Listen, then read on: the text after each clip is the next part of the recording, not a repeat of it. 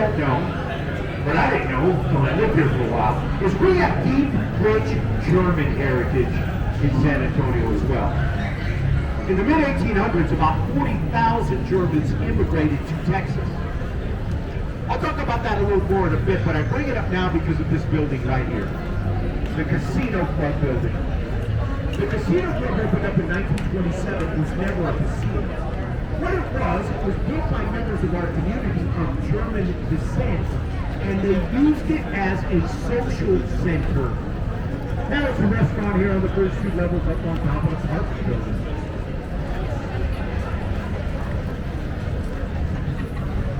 Robert Hugman started designing the Riverwalk in 1921, okay? Took 3 years to design it and the flood control system. It was until 1924.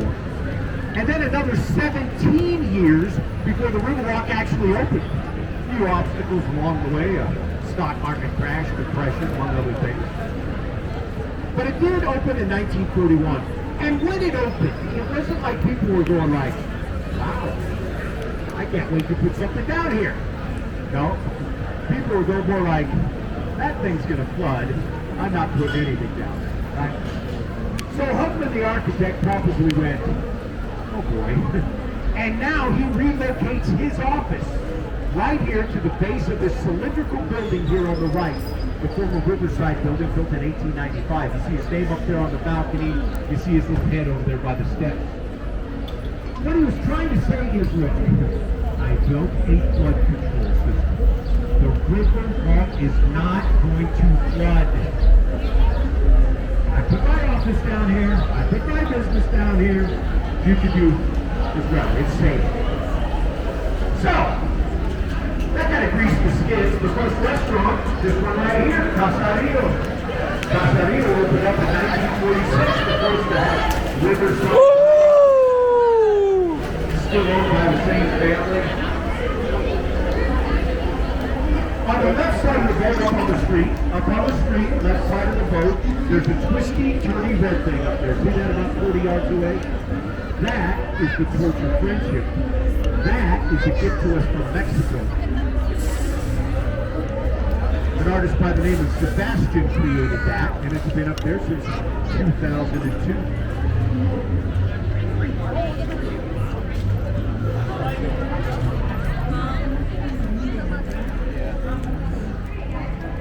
All right, we've been on the natural flow of the San Antonio River, and now we are not. Now we are not.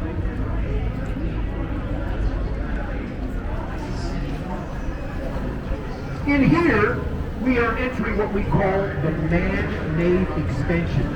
3-4 feet deep back there, it's 60 feet here. Concrete bars. And this was built in time to get people to and from the World's Fair that was here in San Antonio in 1968. You know, we couldn't get the fair closer to the river, so we got the river closer to the fair, okay? In 1968, Bexar County, Texas had about 700,000 people. San Antonio was not a major world city, which often got the World's Fair, okay?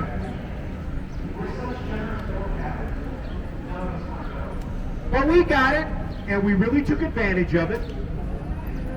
30 nations took part in our fair. 15 corporations did. And over the course of the 6-month run of our World's Fair, 7 million people came to San Antonio. Remember I said we had 700,000 that live here. You know, we could do the math on that, right? I'm sure a lot of those folks, you know, literally went home with a good taste in their mouth in regards to San Antonio. They probably went home and asked their friends, have you ever had a breakfast taco? That kind of launched us into what we are today, you know. Our major industry is tourism, hospitality. We do these things extremely well. Y'all wanted to see our beautiful Riverwalk, right? You want to see the beautiful, how beautiful is the Riverwalk? It was recently named the 5th most beautiful thing in the country. I finished number 63. Peter's paying attention. On the right side of the boat is our signature structure. Our signature structure, our tower, of the Americas. That's where the World's Fair was taking place, all around the tower. You can see that tower miles away when you're coming towards downtown. I live about 17 miles out. I get up on a little hill, my neighborhood, and there's the tower. Again, the World's Fair was taking place all around there. It's 750 feet to the top of the antenna. There's a restaurant that makes a revolution once per hour. There's an observation deck up there. And yes, you can go up there. For 26 years, it was the tallest observation tower in the country. Now, the tallest is the Stratosphere in Las Vegas. All right, right in front of the boat is my favorite stargazer. Look at her. I love her. I think she looks beautiful. She's gorgeous at that intersection. And she fills that intersection up so perfectly that you think maybe she's been up there forever. Well, she's been up there since last February, just over a year. She's made completely out of black volcanic rock, with the exception of that little star she's holding. That's white marble. An artist by the name of Feather Reyes created her. She's another gift from Mexico. And if you look back at her from this side of the bridge, she kind of looks like one of those Kim Kardashian Instagrams.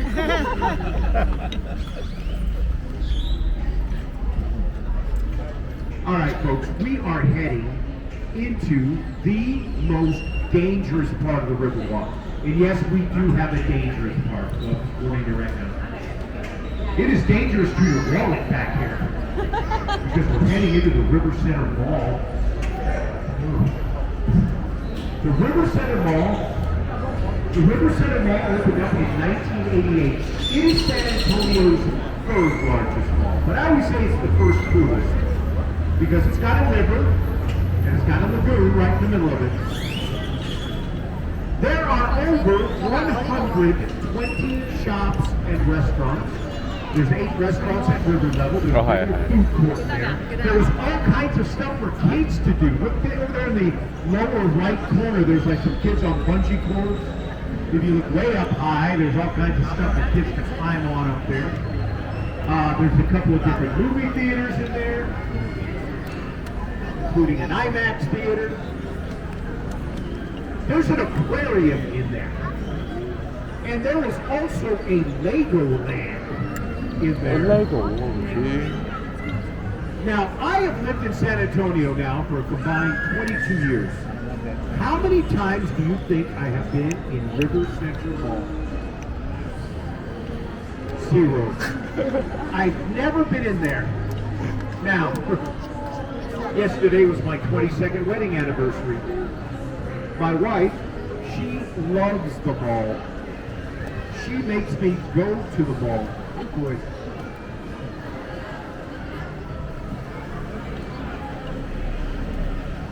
You know, but San Antonio is now the 7th largest city in the country. We've got all kinds of malls. I live 17 miles away from this one, so I've never had to go here. Maybe I've been with my fair share of malls. Where you see that? Anybody on the boat, former U.S. military? Do I have anybody like that? Thank you, sir, for serving. We appreciate that. We got one. Now, if you were to ask that question to a boatload of people from San Antonio, you're going to get a whole bunch of people saying yes. San Antonio proudly refers to itself as Military City, USA. Okay? All right. Let me tell you some of the reasons for that. For 300 years continuously, there has been some active military installation here, going back to the Spanish in the 1700s, okay? 1/8 of our population in San Antonio, in Bexar County, 1/8, about 350,000 people, are either A, in the military, active and living here, or retired military and living here. You know, again, I live out like in suburbia. My kids played club soccer forever.